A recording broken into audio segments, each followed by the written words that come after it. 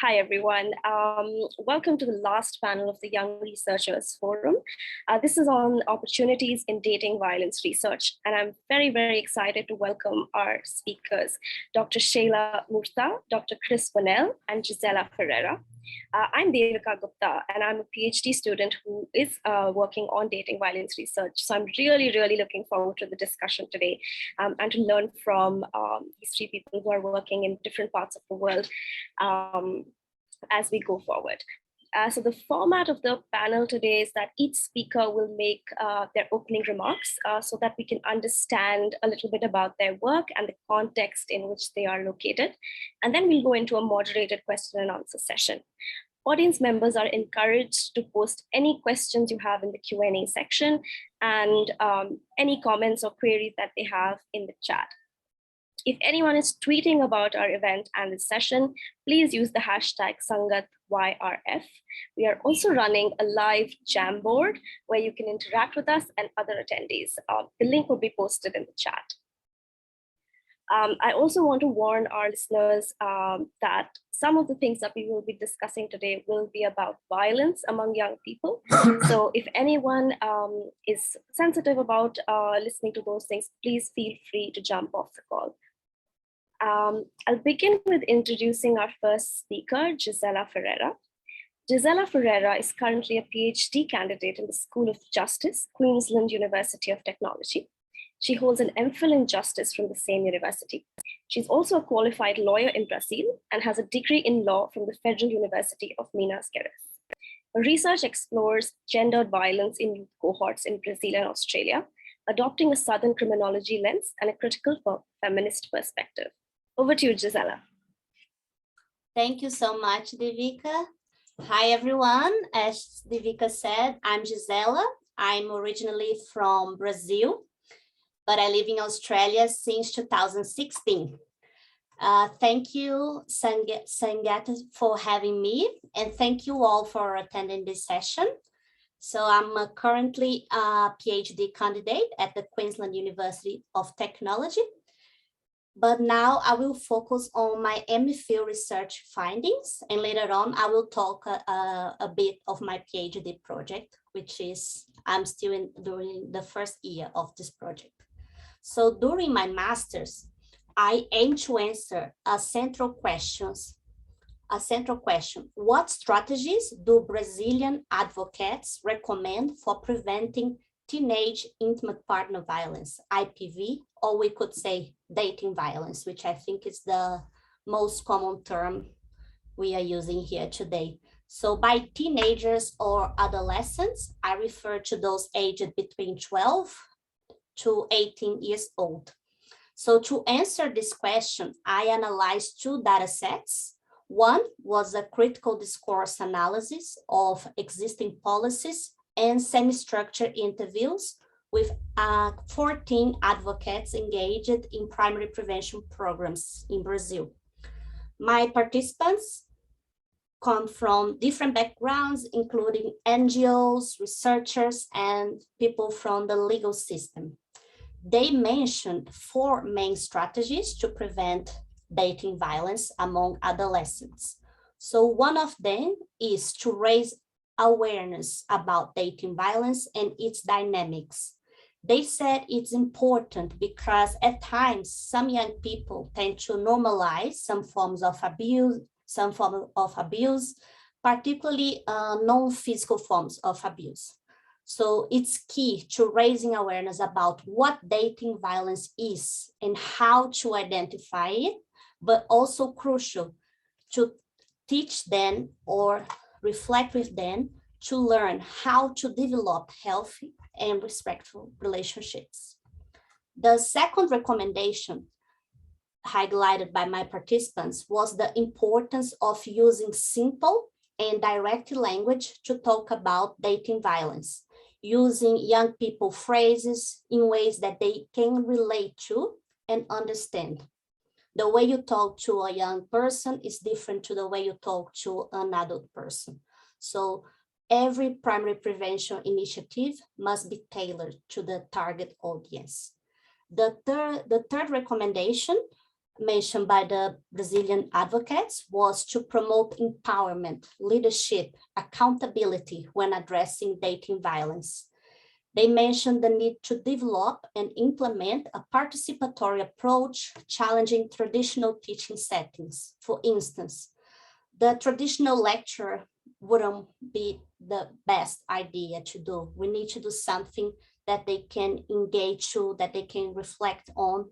So a full lecture on the topic might not be the best thing to do with this age group. In this vein, the prevention initiatives should emphasize youth leadership, recognizing that young people are capable agents to prevent dating violence occurrence. The fourth recommendation is building partnerships with other stakeholders. Most advocates emphasize that they do not work alone, but rather with different organizations. For instance, the education department of the state in which they are working, with universities and their team, and also with the private sector. Overall, these recommendations are all aligned with the international scholarship.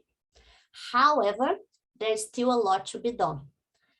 With that in mind, I think it's also important to bring to all of you what are the challenges they highlight that they face when developing and implementing primary prevention strategies. The first one that I think almost participants mentioned was the challenging political context to explore these issues with this age group, and particularly in schools. Another challenge is the lack of funding and human resources. These are also one of the most frequently mentioned challenges. These challenges, the lack of funding and human resources, are even exacerbated in initiatives based fully on volunteering work. And it also limits the length of programs and interventions and their evaluation. Another challenge is the country geographics. Brazil is a large country by area. We have over 209 million people. These geographics make it difficult, if not unfortunately impossible, to reach all areas and all people, particularly in this context of lack of resources and support, public support. Another challenge mentioned by my participants is the lack of support to implement initiatives in schools, which is a primary setting of socialization of young people. Not all then have partnerships with the Department of Education to reach these schools, and those who have been also finding resistance to include the prevention programs in schools. A final challenge mentioned was the lack of evaluation and monitoring. Although both are fully recommended by local and international policies and also by the scholarship on primary prevention, evaluations are quite uncommon or inadequate in the Brazilian context.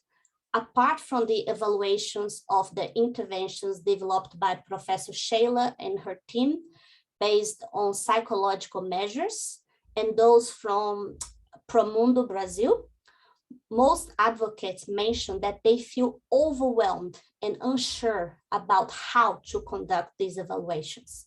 Some recognize that it should involve statistics, econometrics, rather than questionnaires that can contain questions with bias, but overall, it's not happening. Considering all these challenges and the context of the country, the work done by Brazilian advocates in this field has been proven to be fundamental, creative, and resilient. The strategies should be reviewed by those who wish to implement and bolster prevention initiatives through a critical lens, and might inspire others to create or improve strategies for preventing dating violence among young people. Future research should determine the contemporary prevalence and dynamics of dating violence among young people in the country, as most studies are outdated. And this will help us to establish more accurate responses to youth dating violence. Further research should also be carried out to establish scientific guidelines for evaluation and monitoring methods and tools to assess advocates' strategies for preventing dating violence. Both were described in my study and also in other primary prevention initiatives as critical. Finally, ongoing efforts from advocacy and society are crucial to avoid policy deficits and to promote effective strategies to address youth dating violence. My PhD aims to address some of these research gaps. I will be examining victimization prevalence of digital dating abuse among adolescents from Brazil and Australia, aged between 15 and 18 years old. I aim to identify a wide range of behaviors that might occur in abusive dating relationships, victim impact, and the lived experiences of adolescent girls who have experienced digital dating abuse. And I hope I can share these findings with all of you in future. Thank you. Thank you, Gisella. That was a really, really wonderful overview of your study. And I think, like you mentioned, some of your findings do resonate with global scholarship on the subject, but it's the challenges that are contextually located that is where our work has to sort of happen to understand how we can implement those strategies given the challenges that exist in our context. Thank you very much. I'll come back to you with some of the questions that I have. I'll go over to our next speaker, Dr. Sheila. Before I introduce her, I think I just want to acknowledge that she is here at 6 a.m. Brazil time. Thank you very much, Dr. Murta. I really appreciate you waking up so early to share your experience with our listeners today. So Dr. Murta holds a master's degree in developmental psychology and a PhD in work and social psychology. She's interested in exploring connections between prevention science, translational research, and public policies. Over the course of her career, she has been researching the development, evaluation, and diffusion of mental health promotion and risk factors in prevention interventions during the life course, including dating violence prevention interventions among adolescents. She's currently an associate professor at the University of Brazil and president of the Brazilian Association for Health Promotion and Prevention Research. Over to you, Doctor. Thank you, Devika. It's a great pleasure to be here in the Young Researchers Forum. As Devika said, it's too early in Brazil, but I would not miss the opportunity of being here with such interesting audience. I will share some slides. It will be just an introduction to my work.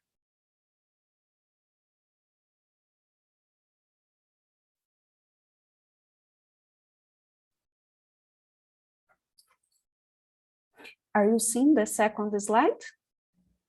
First and second? Is it visible? Or? Oh, great, thank you.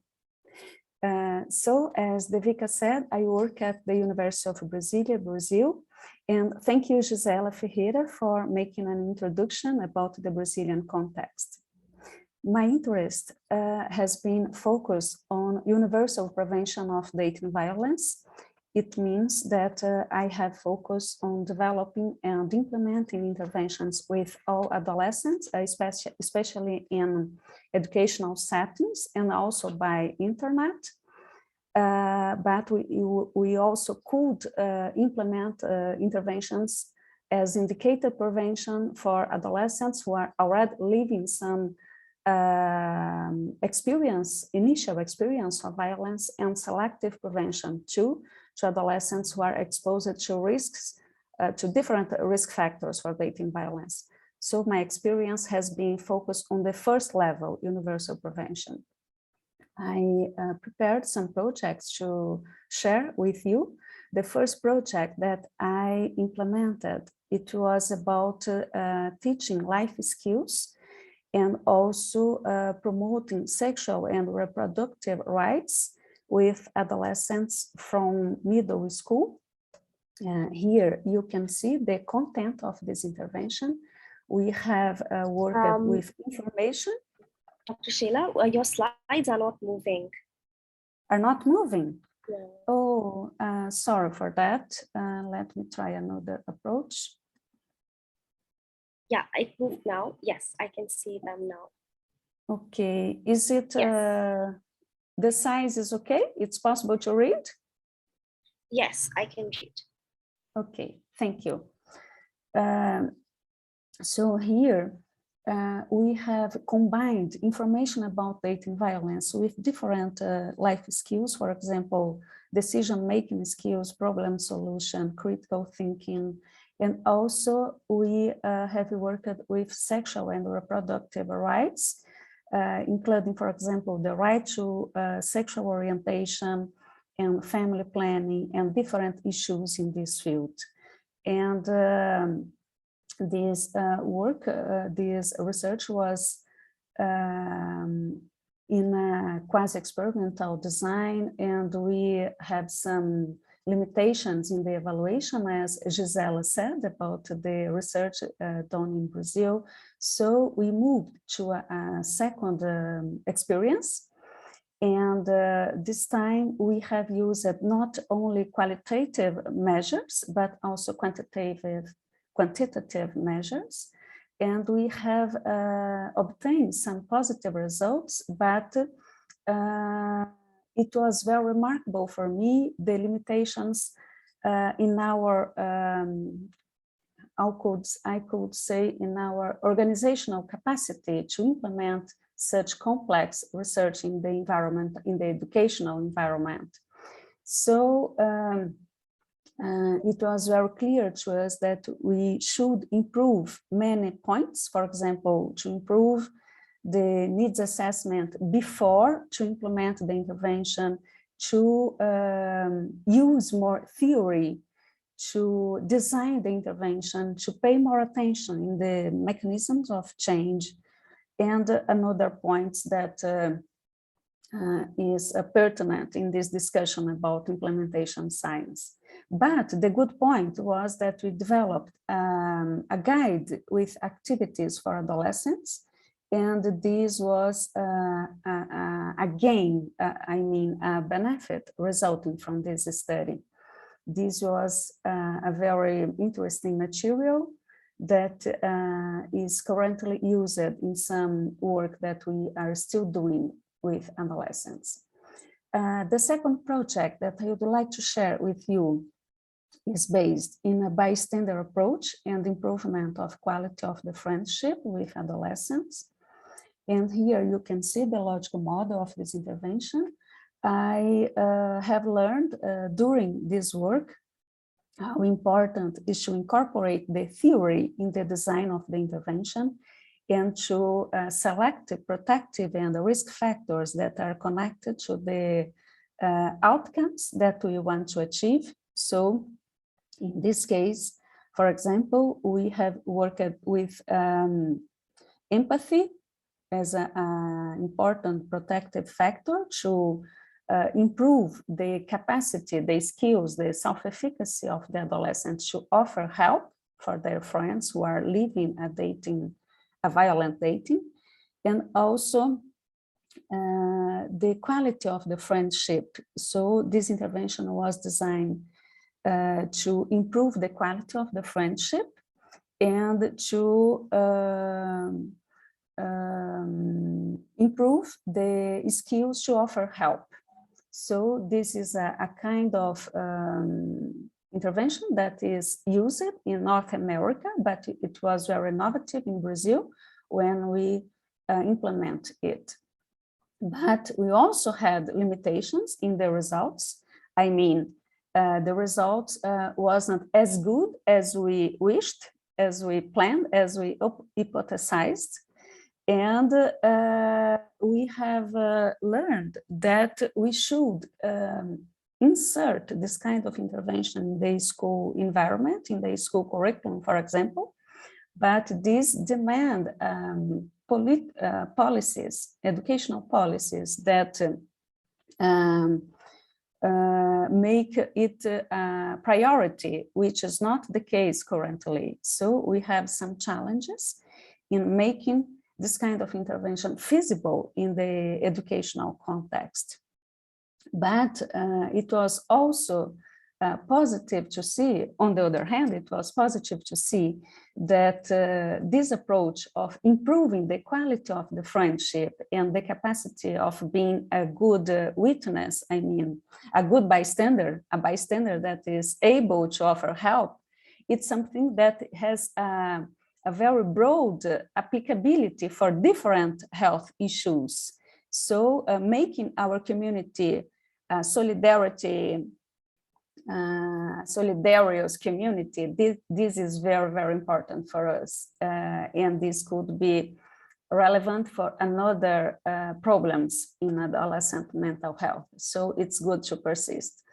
The third project is intervention that we have designed to be offered by internet. It's a kind of computer-tailored internet, the computer-tailored intervention. And we have designed this intervention in collaboration with University of Maastricht in the Netherlands. And here you can see the content. In this kind of intervention, the participants, they must answer some questionnaires in the beginning, and they receive orientation and feedback that is tailored to their profile, considering different variables like attachment style, status of violence, sexual orientation, gender, and psychosocial determinants of violence, such as attitude, social support, self-efficacy, action plans, and another variables. So here you can see the content of the intervention. The intervention is offered in 4 sessions, completely online, without human mediation. And we start talking about the attachment style, the risk perception of violence, and we move to knowledge about conflict and how to recognize the different types of violence. We also examine the models, the family models for violence or for positive relationships, also models that comes from peers, positive or negative models for romantic relationships. And we finish the session with action plans for the relationship during the coexistence in general, not in a conflict exactly. In the third session, we discuss how to deal with conflicts. And finally, in the last session, we discuss how to protect from the violence when it is already occurring. So here we work with social support and action plans to cope with violence. At the moment, we are doing the efficacy evaluation, and we are having some problems in reach the population. So our sample is not so good, so big as we wish, as we need. So we are examining the barriers, but probably the COVID pandemic has been an important barrier, and some others too. We have learned a lot with this study, especially all the systematic process of design, starting from needs assessment, including theory, planning the intervention objectives, and all these steps. It has been a huge work. My conclusion is that we have walked a lot, but there are many tasks ahead. This combines not just research, but also advocacy. I mean, it's necessary to change the political environment in Brazil, make it more receptive to mental health in adolescents, making it more receptive to human rights in general. I am sure you are aware of the political environment in Brazil at the moment, so we are not facing a positive context. But talking specifically about research, we have room definitely to improve the studies about universal prevention, selective prevention, and indicated prevention. I have emphasized here universal prevention and indicator prevention because it has been my experience. I also have some studies about indicator prevention, but it wasn't the focus now. We also needed to develop and to implement strategies for mental health literacy that are feasible and has a high potential for scalability. Because as Gisella said, Brazil is a huge country, so these issues are also some of my concerns. And we need to improve this dialogue between among different sectors in public policies, as I said. So I finish here, and I acknowledge the contribution of my partners in the study group of prevention and health promotion in the life course. Here is my email. So let's continue our conversation. And sorry for my lacks in my English. So I hope during the conversation we can continue and the lacks can be solved. Thank you so much, Dr. Sheila. I think your English, I understood everything, and I think everyone whose first language is not English empathizes completely. So no worries at all. I think many of our listeners in India understand as well. And again, I just want to reflect on what you have shared. I think this is a lot of intervention research that you've shared with us. And it's, I think, really nice to see that you've tried so many different things, and with each different study, you learn something new and interesting that has to change in the next one. So thank you very much for that. We move on to our next speaker, Dr. Chris Bonell. Dr. Bonell is a professor of public health sociology and associate dean for research in the Faculty of Public Health and Policy at the London School of Hygiene and Tropical Medicine. His research focuses on evaluation methods and school-based interventions to promote adolescent health, including the prevention of dating and relationship violence. He is currently directing a cluster trial funded by the UK's National Institute for Health Research of a whole school intervention to promote sexual health and prevent dating violence and sexual harassment. Okay, thank you very much.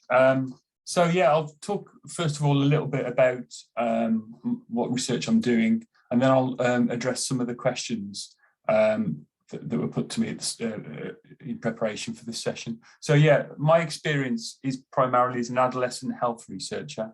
I do research on a range of different sort of health topics focused on primary prevention, particularly interventions in schools. And I suppose I'm interested in two key areas. One is whole school interventions. So how can we prevent problems and promote positive health by not only delivering curriculum interventions in schools, but also how can we change the whole school environment in order to make it more health promoting? So that's one area of interest I have. And the other area of interest I have is making sure that evaluation answers the questions we need it to. So I'm interested in doing randomized controlled trials because I think where they're possible, they offer the strongest evidence of causal attribution.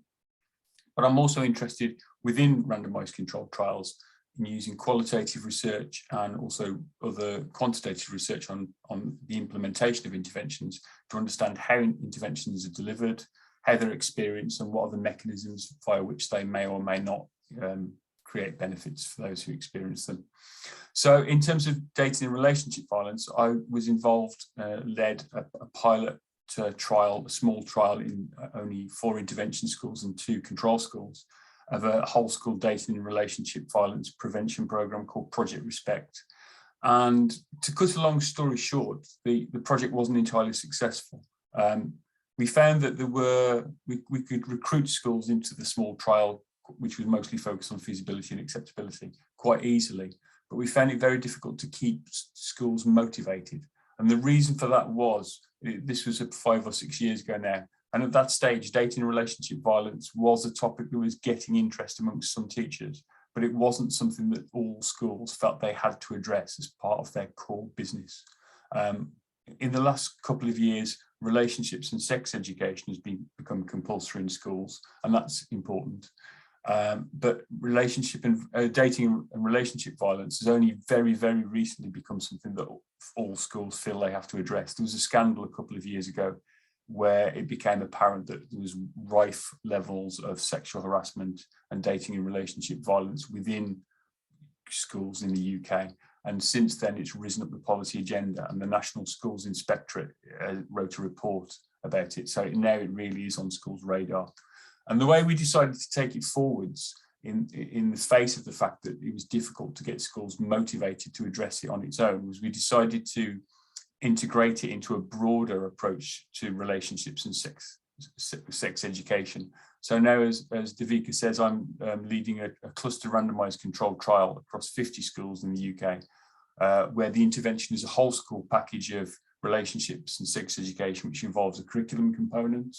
We do a needs assessment survey of students and present the data on needs to schools. Schools form an action group, a school health promotion council, which features staff and students who make decisions about how to tailor the intervention to their schools. We have a curriculum. We also have students working together in groups facilitated by staff to run local campaigns on particular sexual health topics, which can include dating and relationship violence and sexual health. So we've decided to put it as part of a bigger project. So now I'm just going to turn my attention to some of the questions that were raised in the run-up to this session. So the first question is, how can natural environments of young people, such as schools, become more responsive to dating violence? And I'd say the first point is that interventions have to address the emotional and relational aspects of abuse, as well as the physical and the sexual aspects of abuse. These are really important. They're often more prevalent, particularly amongst young people, than physical and sexual abuse. And they have really serious consequences in terms of young people's subsequent mental health, their functioning at school, and their life trajectory. And I'd say there's a bit of a split in the field of gender-based violence, I'd say, between those who see dating and relationship violence and gender-based violence as just another kind of violence. And the key is to address gaps in relationship and communication skills. And then there's another group, and I'm slightly, creating a false dichotomy perhaps to an extent, but there's another group who see dating and relationship violence more as a sort of a mechanism of patriarchal power, which is underpinned by sexist norms. And so, the emphasis there is less on addressing relationship and communication skills and more on punishing perpetrators and challenging norms. And what I'd say is that our approach to addressing dating and relationship violence tries to do both at the same time. I think both are valid. I think the skills mechanism is particularly valid amongst young people because they haven't yet solidified into people whose behaviour is kind of fixed, and there's still room for changing behaviours. And so those aspects of those risk factors for dating and relationship violence can be particularly addressed using curriculum interventions. And there's quite a big evidence base now of interventions that use curriculum and are effective in reducing dating and relationship violence. So I'm thinking of interventions such as Safe Dates in the USA. And the way to take this forward, and the way we're taking this forward, is to address dating and relationship violence in sex education curricula. Now, the other approach, which is about challenging sexist norms, can happen via the school curriculum in sex education lessons, but it can also happen via whole school actions. You can have, for example, staff patrols, staff policies to how to address and respond to dating and relationship violence or sexual harassment, and policies about the level of punishments that will involve. And an example of an effective intervention that's taken this approach is the shifting boundaries intervention, again from the USA. And we're addressing this in our intervention via student-based social campaigns and via the action group that involves students and staff changing school policies so that they are more appropriately orientated towards preventing and punishing dating and relationship violence. So it's all about challenging sexist norms and challenging attitudes. So that's the way I think that school environments can be modified in order to reduce the prevalence of dating and relationship violence. And I think there's a pretty strong evidence base for that now. Second question I was going to answer is, what are some of the key questions and opportunities relating to dating and relationship violence that are yet to be answered or explored? And so one of those, I'd say, is to move away from having standalone dating and relationship violence interventions to having these as integral parts of sex education and sexual health interventions. I think there's a risk, it's definitely the case in the UK, but it's probably the case everywhere else as well, that schools are sometimes seen as a setting that can solve every social problem.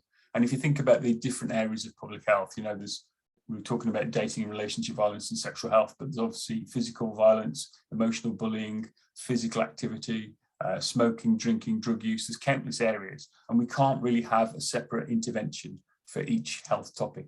So I think really the way forward ultimately is by using the World Health Organization health promoting schools approach, which takes a coherent and comprehensive view to addressing multiple health outcomes within the same intervention approach. And I think that's the way forward, and that's what we need to be moving towards. In the meantime, we do need to test particular approaches for particular outcomes, but the ultimate goal is to integrate those into a comprehensive, holistic intervention. And I think another area of potential for researching dating and relationship violence interventions is also to think about another pathway, which is that I think a lot of the reason why bad behaviours and risk behaviours happen in schools is often because students don't feel engaged in the school as an institution and as a community. And those students who don't feel a sense of validation from their learning and their conduct in school, they don't get positive reinforcement and positive feedback from teachers, they can often, I think, choose to engage in risk factors, including violence and including dating and relationship violence, as a sort of alternative marker of esteem and status, and even the transition to adulthood, which is obviously really harmful. And I think the way to address that is by making sure that schools can reach out and positively engage those kids that may slip through the cracks.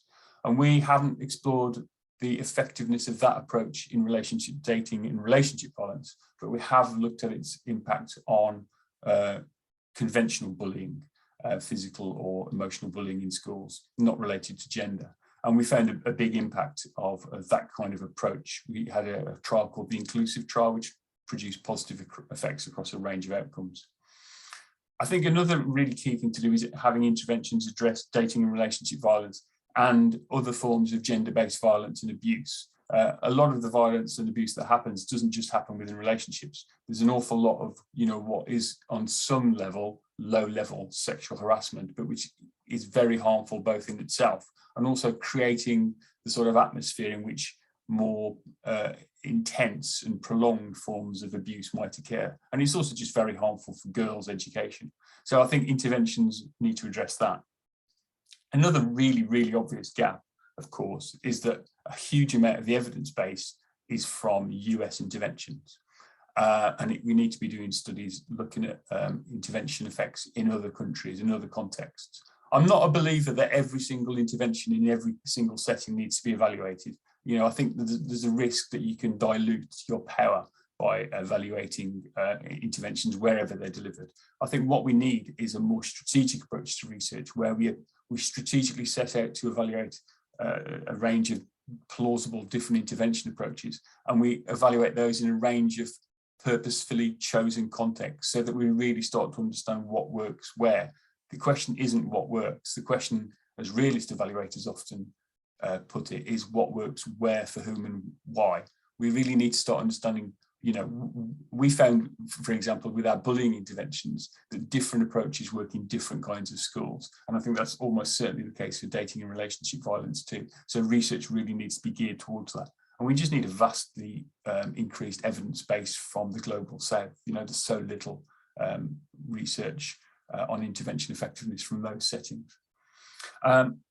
As I've already alluded to, as well as looking at the impact of interventions, we need to understand how they work. So I think we need to use both qualitative research to get students and staff's perspectives on how they think interventions work. And then we need to test the hypotheses that emerge from that qualitative research using advanced statistical methods such as moderation analyses, mediation analyses, and even what's called moderated mediation analyses, which look to see whether different mediating variables seem to be more important in different contexts. So, for example, it might be that a mechanism involving improving skills is important amongst younger kids, whereas a mechanism addressing sexist norms is more important in older adolescents. So research really needs to get to grips with these kinds of questions. So the research we produce is actually useful in pushing the debate forward. So that's all I wanted to say. Thank you very much for your time.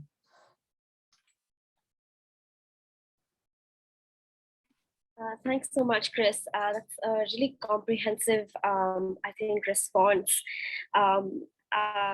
in the opening comments. One, to present what you've done, but also some of the important questions and ways forward that you've highlighted. And I actually want to pick up something that you've pointed at and throw it back to Gisella and Sheila, which is about challenging norms. So I think you mentioned that one of the things that that kind of is prevalent in this in people who are working in this field, something that they're perhaps grappling with, but also something that's important is challenging social and gender norms. And I think again, tying into what we know about the global north versus what we know about the global south, norms are perhaps what's really different between these contexts and the barriers that interventions come up against when they're trying to effectively tackle violence. So Gisella or Sheila, do you have any experiences to share with respect to challenging norms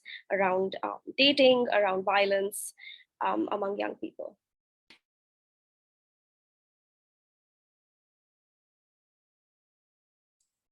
Gisella, would you like to start?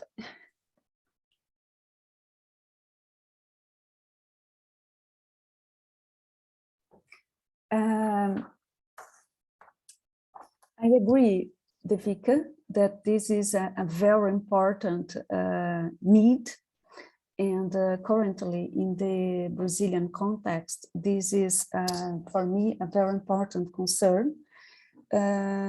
We are having increasingly social norms that endorse the violence, and this is so serious, a very serious concern. I think that one of the challenges that we have at the university is disseminating knowledge that is able to reach different audiences, including policymakers, including community leaders, including young leaders. And perhaps one of the most feasible paths, I'm not sure of that, I'm just wondering, one of the most open audiences is young leaders. So increasing youth protagonism can be a path. At the moment, I am working in a project that is focused on this direction. Our focus is not strictly dating violence, it's mental health, adolescent mental health. And we will use social media to do that. But I think one more urgent need is a change in a federal government. So we are having a very serious situation where our public policies has been guided by an authoritarian authoritarian way of thought. And this is a huge barrier. So it's impossible to advance in this context because we are having destruction of the human rights policies that we had before. And so this is very urgent. Fortunately, we will have elections, federal elections in this year. So let's see the result. But we have, as university, as citizens, a huge task. We need to change the political environment in Brazil, or we will be just a small, I forgot the name in English, small animals, ant, I think it's ant, small animals who are trying to change something, but our power is so limited as individuals. So we need to change the political environment in Brazil. And this also is linked to the civic engagement. I think we need to discuss more this, to include this component, civic engagement, in our interventions to adolescents, to increase this agency to engage in political issues. At least in the Brazilian context, I feel this is our main priority at the moment. And perhaps the younger generations will have more reasons, more motivation to do that. What do you think, Gisella and Chris? Thank you. I think Professor Sheila, she was talking about the Brazilian context, and it was something really strong, what's going on in the country. And the campaign of the current president was directly on attacking education programs in school.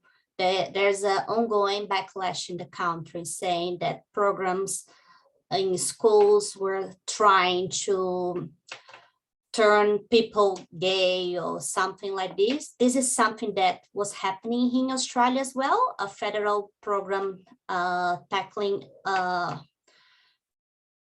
homophobic behaviors in schools were also defunded here in Australia. So I have the feeling that this very conservative government in Brazil is something that is really stopping and placing a huge barrier, because when you have a president who is openly sexist, who openly says that you cannot talk about gender-based violence in schools, that it's not time, it's not where it should be discussed, that places women in these very traditional stereotypes and gender box, I would say, and that reaffirm really toxic masculinities, it makes it really hard to challenge these first, like developing programs. And when people who have developed programs can finally reach the schools, there are many barriers to keep going, because many people will listen to the federal government and won't accept it. So when you have the main authority of the country, as Professor Sheila was saying, endorsing, really breaching human rights and endorsing rigid stereotypes, like, because we know clearly from research that some ways these rigid stereotypes, particularly associated to masculinities, are associated to men's perpetration of violence against women. So when you cannot address it, and when these ways of show or reaffirm young men's masculinity is taken for granted as it is and as it should be, it makes everything really hard. And when you think about the reinforcement of double gender standards around sexuality, this can foster sexual violence and men's dominance in dating relationships and so on. So we must tackle these norms, but at all levels, you know, individual levels, within our community, within families, because how many times, I don't know, I heard like girls were talking about something that they didn't like that happened in schools. And when they bring it to their families, oh no, it's how boys, it's just boys being boys, you know. And then if the schools, some schools do the same and reinforce this pattern, the violence in several ways ended up being normalized. So we must challenge these norms. And I think Professor Sheila mentioned it, and also Professor Chris mentioned this a lot, the impact that the sexist attitudes and norms have in really generating dating violence. So I think it's something that we must tackle, and at several levels. And hopefully in Brazil, we will have more hope in October when we have the election to have a more a conducive context, maybe next year, to apply what we need to, because we do have in Brazil a very strong legislation on domestic violence, and this legislation mentioned that we do have to develop education programs in schools to prevent domestic violence, and this will include for sure dating violence. But on the other hand, we have this strong campaign against programs, so it makes things really hard. But hopefully we will get there. Right. Thank you so much, Gisella and Sheila. I think, firstly, I'm really sorry to hear about that. I can understand.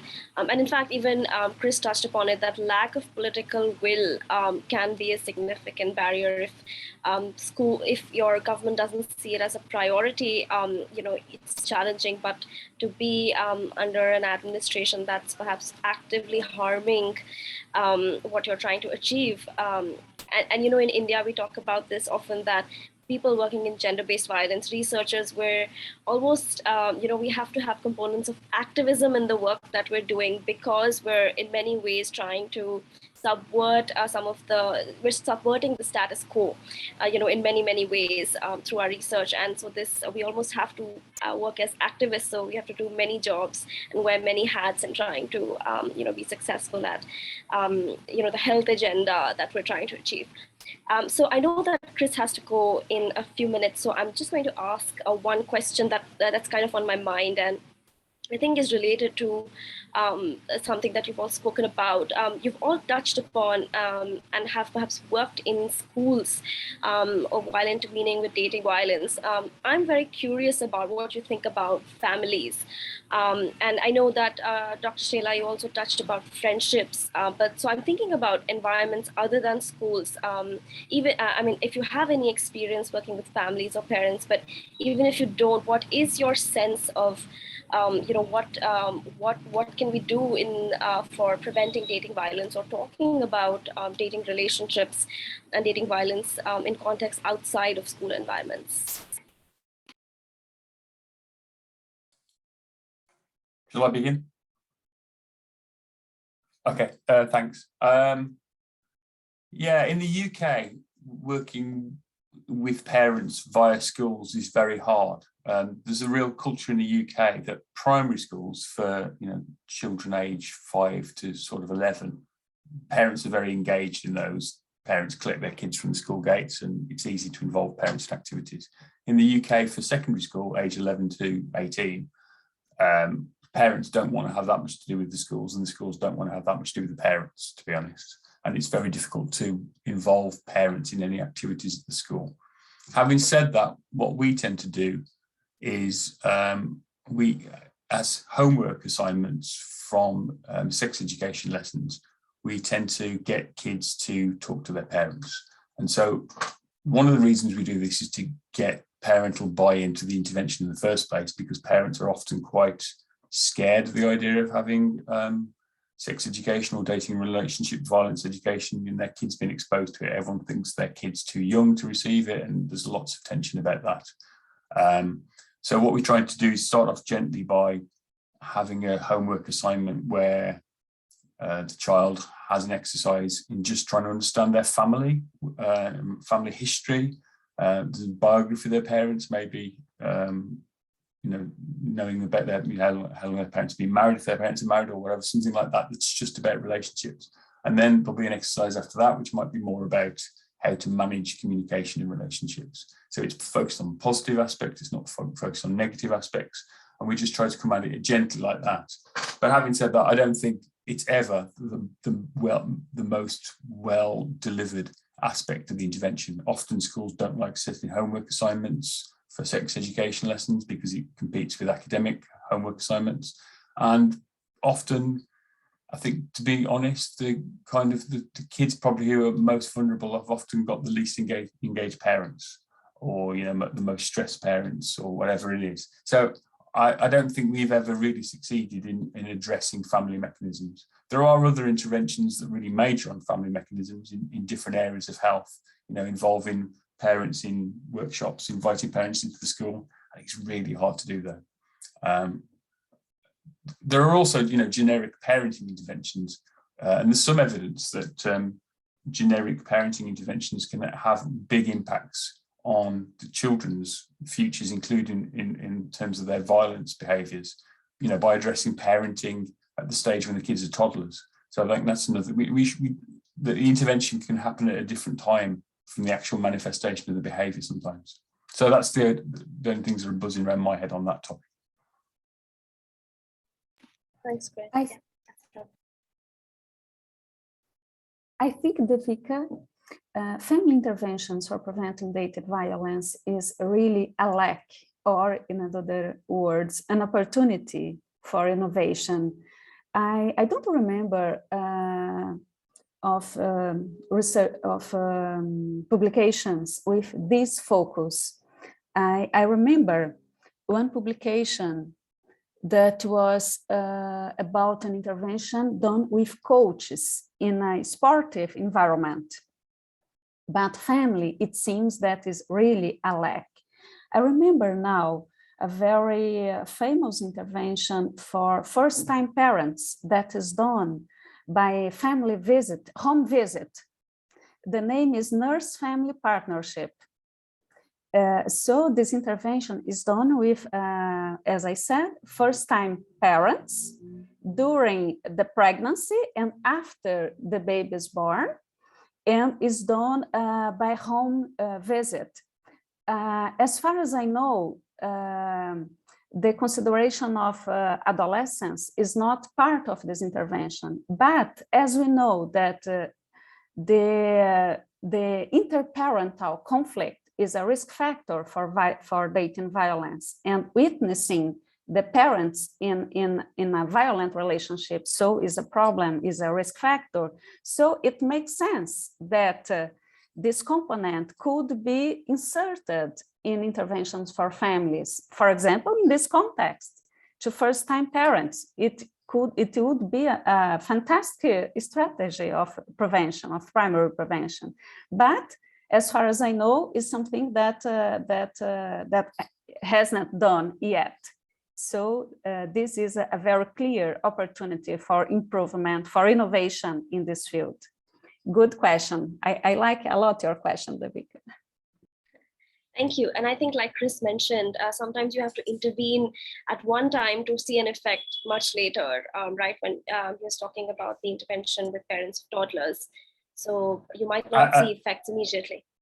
And I would add, there's often a cluster of risk factors in a family that there might be domestic violence going on, but that might often be coupled with problems around mental health and also substance use, alcohol use. So family-focused interventions that address all three of those where they're co-occurring can be really important. Thank you. Gisella? I just noticed I have a question here on the questions and answer, is if I have noticed a significant difference in dating violence related stigma in Brazil and Australia, and how much Brazil's conservative government make the situation more challenging than Australia. So I will answer this question. In Australia, we have a national framework for preventing violence against women and their children called Change the Story.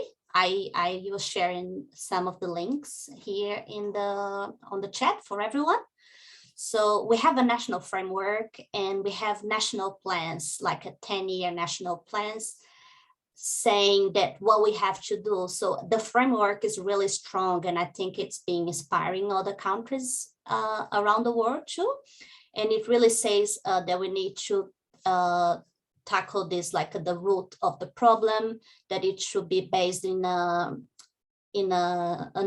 gender inequality framework, that how we make the society more equal, the social norms that we mentioned as well. So I think this is really clear in Australia that we have a national framework and we have what we should do and we have how we should do it. We have also guidelines published recently, like a Counting on the Change, a guide for prevention monitoring, which compared to Brazil, it's something spectacular to have a national framework on primary prevention and also in evaluation and monitoring in all research-based. Like we have leaders in researchers in the field, like here from QT, we have Professor Michael Flood involved in other amazing researchers in the field. So I think this is really amazing. And talking about the early interventions, I also share with you again from this national agency called Our Watch, the challenging gender stereotypes in early years, the power of parents. So this is a really rich resource that parents could use. I share this with all my friends who are mothers and fathers, because I think we do need to start early, as all the other panelists and you, Devika, mentioned. So I think this Australia is putting a lot of efforts on this in primary prevention, and this is amazing. And in Brazil, on the other hand, I will say since the impeachment of the President Dilma Rousseff, we don't have a national plan to combat violence against women and their children and family violence. So I emailed the government when I was doing my master's research saying, hey, we should have a new national plan. And because, you know, the national plans have everything and the guidelines, the areas that should be addressed in education and in other fields as well, with an intersectional approach. And they said, oh, it's to be published, and it was never published. And now we have almost 4 years with the current government, and nothing was done. So there's really a strong backlash in policies for preventing this type of violence. So I think this is a huge contrast. And now Australia is about to develop the new 10-year plan, the national plan. And a critique that happened, I think it was last week or so, was that they just gave, I think, a week or so for the society as a whole to participate. So advocates, researchers, we are all doing like a big push because, you know, everyone should have a voice in the plan. And then they say, oh, no, we're going to extend the deadline so everyone can contribute. And I think that's what we need. We need to hear voices, not only experts, but also the community and also young people and so on. So for me, this is the strong contrast. And here in Australia, we also have a program called Respectful Relationships. And this was piloted in the Victoria State. And I think it was also piloted here in Queensland, but I'm not quite sure what's going on with it at the moment. But I think there are more efforts here for sure than in Australia. And if you look it up, this website and the resource I share with you on the chat, Our Watch is a national agency which is producing evidence-based resource. Thanks, Gisella. I can imagine that it must be difficult for you to be caught between two such different contexts and to try and have hope for the work that you're trying to do in your own country. So thank you for sharing the resources, but also giving us an insight into what you're seeing for the future for Brazil. Chris, I know you have to leave, so I'll ask you one quick question and then I'll continue the discussion with Gisella and Sheila.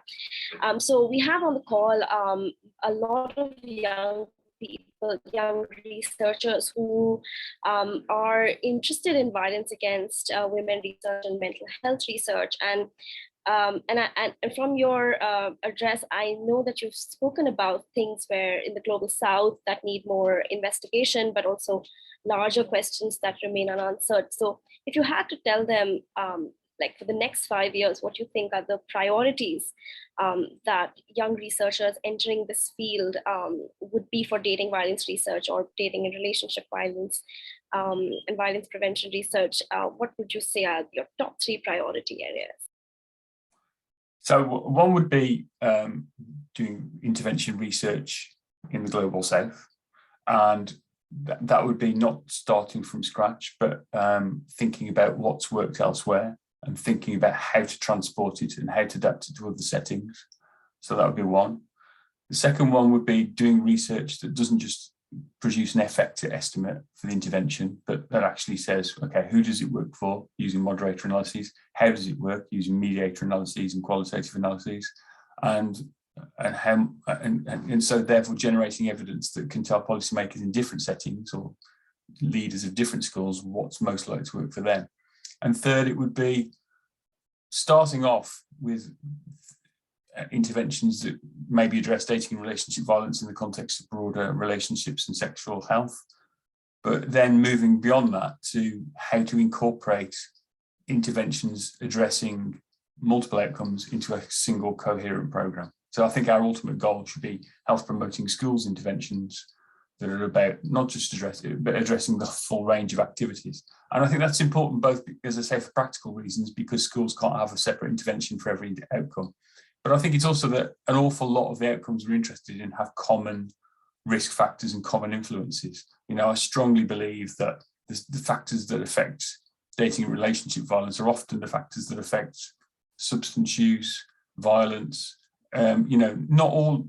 I'm thinking about the education-related risk factors. I think school disengagement and lack of a sense of belonging are fundamental problems that affect a range of outcomes, and also affect a range of educational outcomes as well. So, you know, I think sometimes it's easy, this is particularly the case in the UK, but it's probably the same everywhere, that school leaders and education ministers think schools are for learning, all this stuff about health is a distraction. But I think, you know, particularly in schools that have got disadvantaged kids in challenging circumstances, in order to achieve any learning, you need to address these pathways at the same time, because kids aren't going to be in any situation to learn if they're feeling disengaged, they're feeling exposed to sexual harassment and violence, you know. So I think comprehensive interventions aren't just addressing even health outcomes, they're addressing well-being and education outcomes too.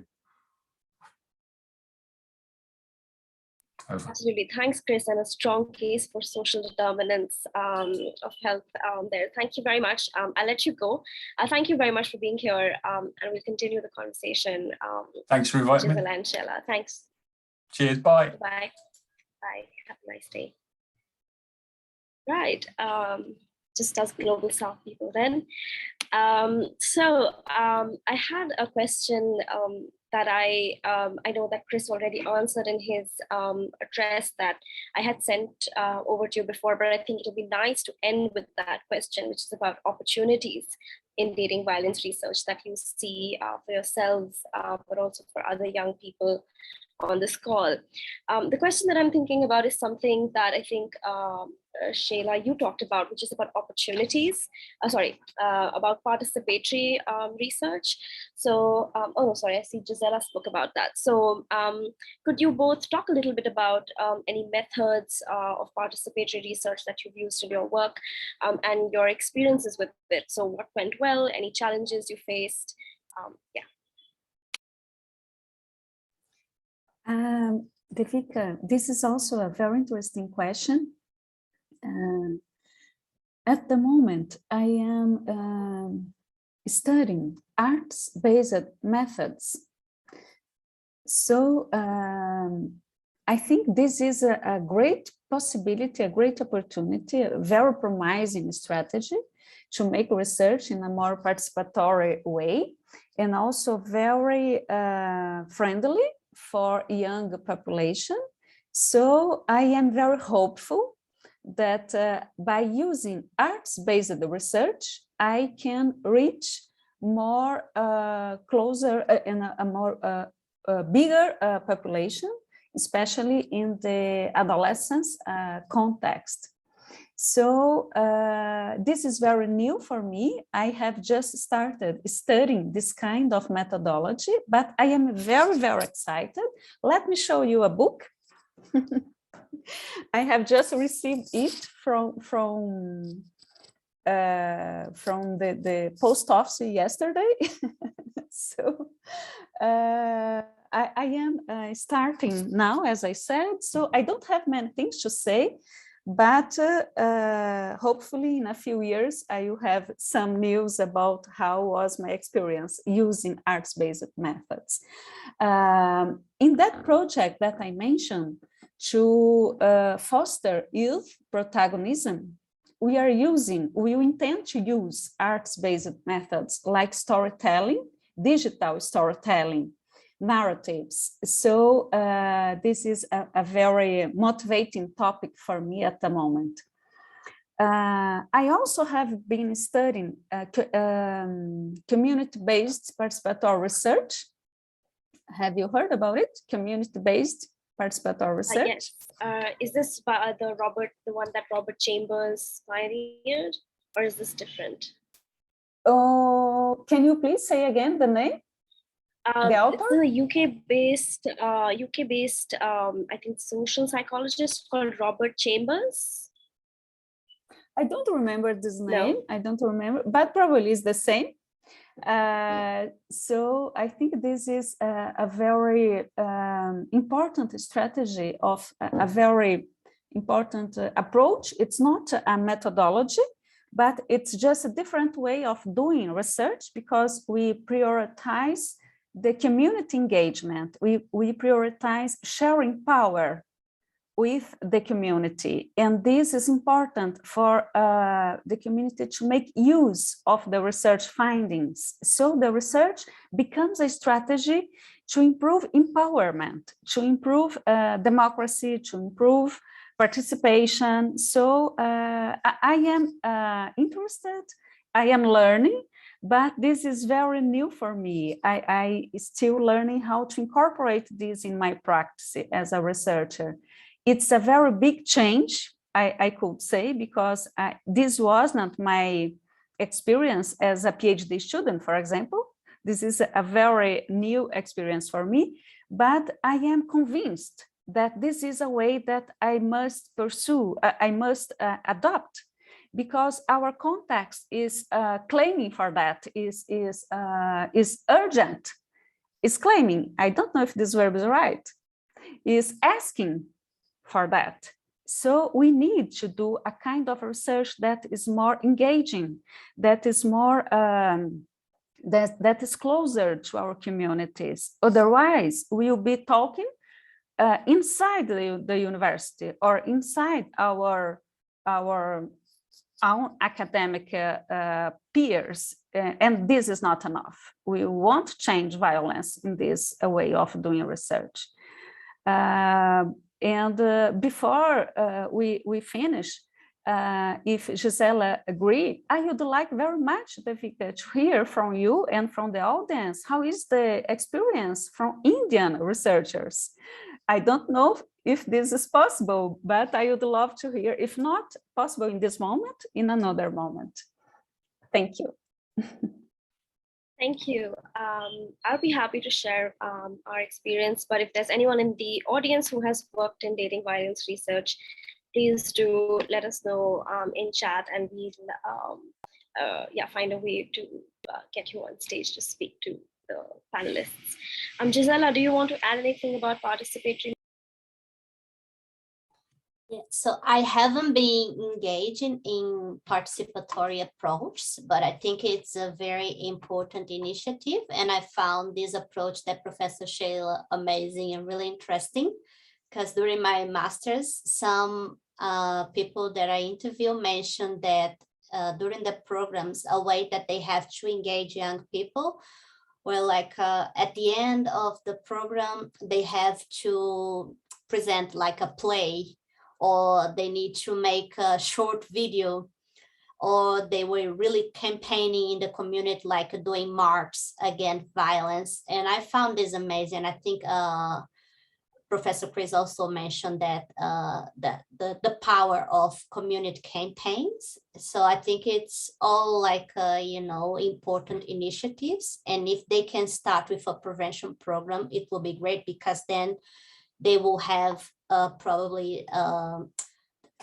at least the initial information that can lead to extraordinary results, and they can spread the message, so they won't be dependent on the organization or in the school or on the researcher to go ahead in preventing dating violence. So I think it's amazing. We need to empower and create means that they can relay and that they can spread the word and this messaging. And I will say, I'm now engaging in investigating digital dating abuse in Brazil and Australia, because I feel we don't have much information on this topic. And again, as Professor Chris and Professor Sheila mentioned, the overwhelming research on dating violence, like in person and also via technology from the United States. So I feel to create prevention initiatives, we need to know what's going on with our community. So that's why I'm focusing on understanding the digital dating abuse, victimization prevalence, and see how adolescents experience this form of abuse. I know that there are other types, but there's a really gap, particularly from the Global South perspective. And I know you all publish a lot in English, and by heart now, I don't remember, I don't know if I could find specific studies with this age group on digital dating abuse or dating violence specifically. My focus was really the digital and the technology along with the gender-based violence. So I'm also really curious to hear from you and from the audience what's going on there, what you're doing, and yeah, it would be amazing to learn from you as well. Great, thank you. So maybe I think me sharing my experience is for another time. I'll be happy to write to you, but our research, but I can tell you in general in India, research on dating violence, there's not a lot of it, and it's primarily focused on physical and sexual forms of violence, and includes non-partner violence. So, the dating relationship violence, which includes emotional violence and perpetration by, all genders, like gender-based perpetration, is there isn't a lot of information available. There's not a lot of studies because dating relationships are not socially acceptable in the broader context of India. So being in dating relationships is not sort of a positive social norm. It's not acceptable to parents and teachers, and so it's happening in secret. So research on it is difficult to conduct, and it's difficult to get data from different reporting sources about violence or abuse that might be happening in those contexts. But what we're doing and what we found, I think best discuss at another time. I see that there is a question from Veera, which says that how feasible and scalable do you anticipate technology is in curbing dating violence in low and middle income countries? And I think this question also picks up on the fact that technology is not as prevalent in low and middle income contexts, perhaps as it is in higher income countries, right? So not everyone might have a smartphone or a laptop, or even if they do, it's a shared resource for the entire family. So with those constraints, how feasible or how possible do you think it is to develop and deliver an intervention using technology? I will say I think Professor Sheila will be the best person to talk about the intervention because she has developed it with her team. But what I would say is, while this might be an assumption that young people in some countries like ours are not highly connected, I have recent data from UNESCO saying that in Brazil, adolescents between 15 and 17 years old, they 97% then are connected. So they do have access to internet. They might be in some low socioeconomic background, not 24 hours. They might be sharing something like a mobile or so, but most of them have been using mobile to access internet and to connect with people.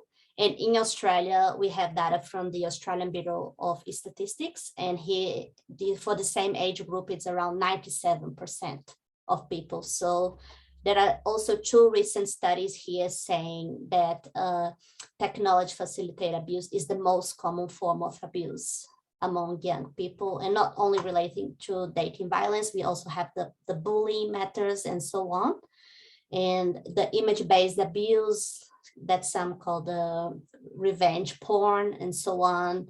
And we also have data, I think there's a professor, colleague of Professor Sheila, I forgot her name now, My apologies, but she mentioned that there was a recent study from Brazil showing that many young women victims of image-based abuse left schools, attempt suicide or really commit suicide. So we have like a strong evidence that these things are happening and we must address it. But how to create, so my focus will be more on what's going on and to understand, because I feel this data overall is lacking, particularly in the context of dating relationships. But the how to prevent it, I think Professor Sheila will be the best person to talk about it, because she developed this amazing initiative with the SOS dating. Unfortunately, my experience with the implementation of SOS dating has not been so positive as I expected.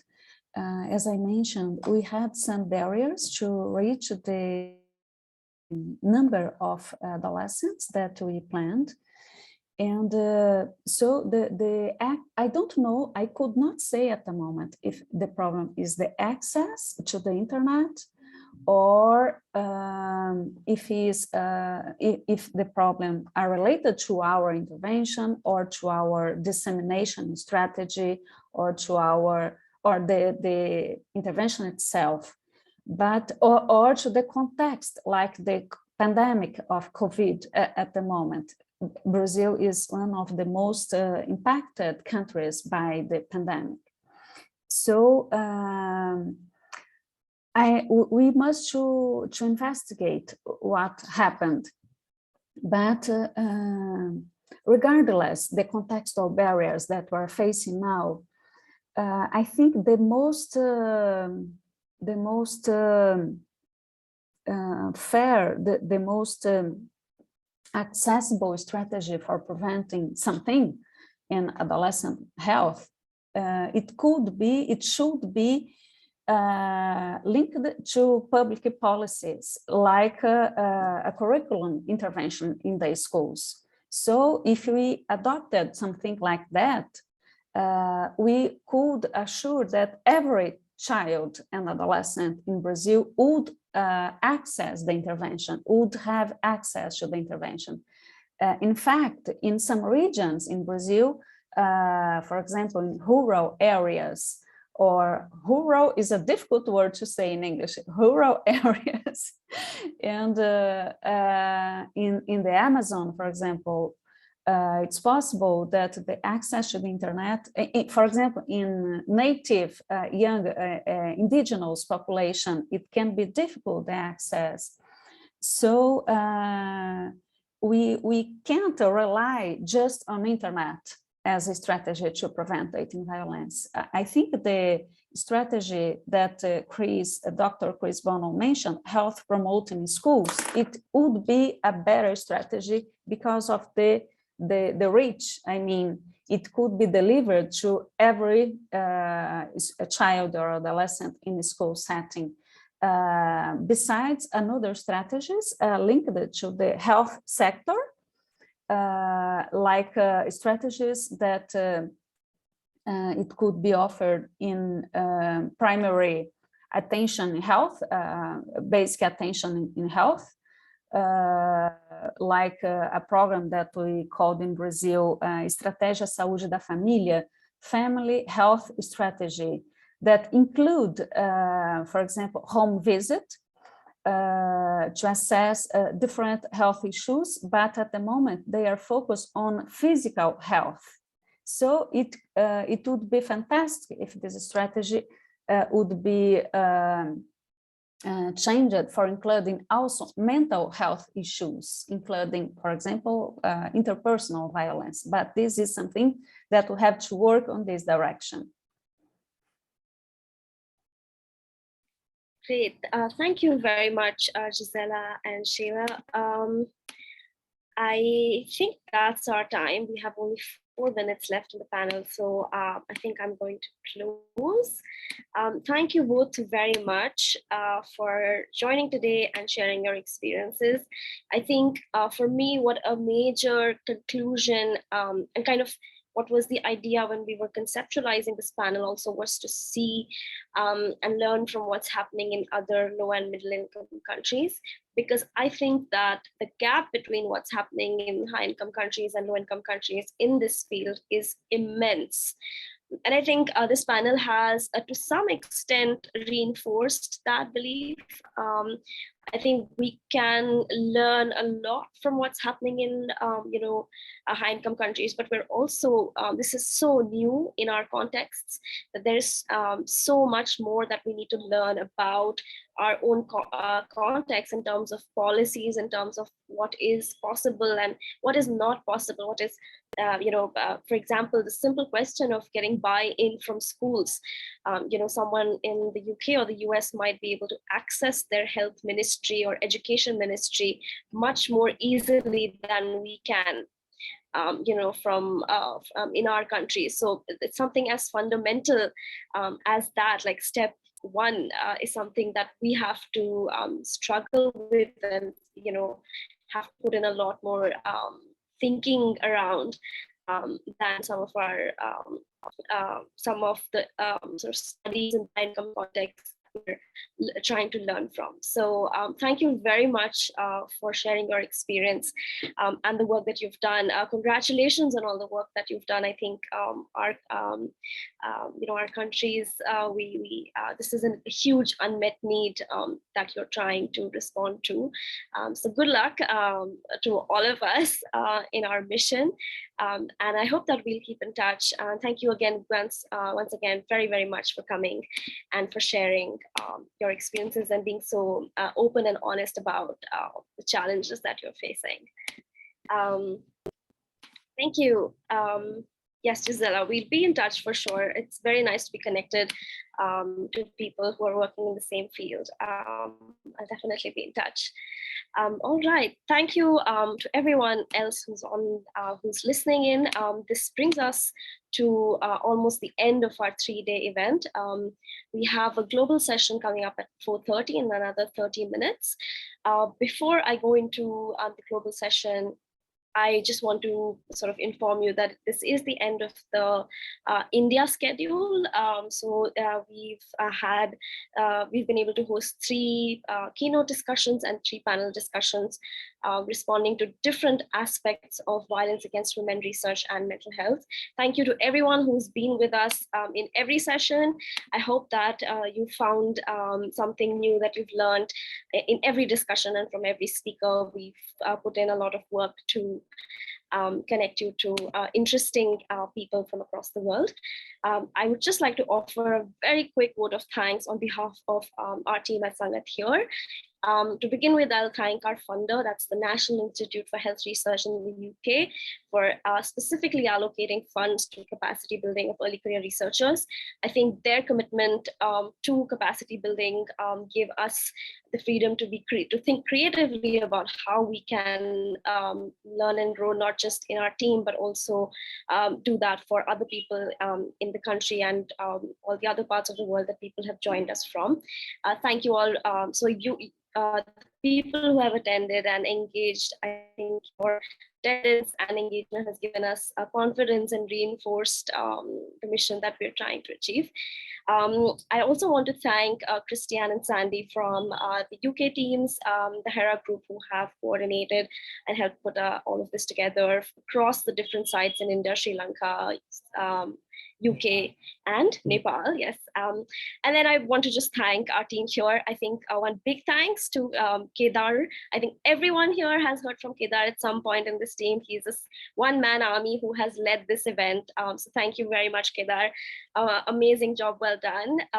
And the logistics team here today, Veera, Grace, and Monica. I don't think that we could be here and be doing this as successfully and smoothly without you. And the research team, everyone who's in the room behind me, but also people who helped, even though this was not their responsibility. Thank you very, very much. And finally, the mentoring authors are fearless leaders of the Addictions Research Group, Abhijit Nadkarni and Uvita Bhatia, for giving us feedback and listening to all our ideas and giving us advice and guidance. Thank you, everyone. I think a vote of thanks is always a bit, patting yourself on the back, but I think some of us have earned it. So thank you, everyone. Thank you for being here. See you in the global session. Bye-bye. Thank you.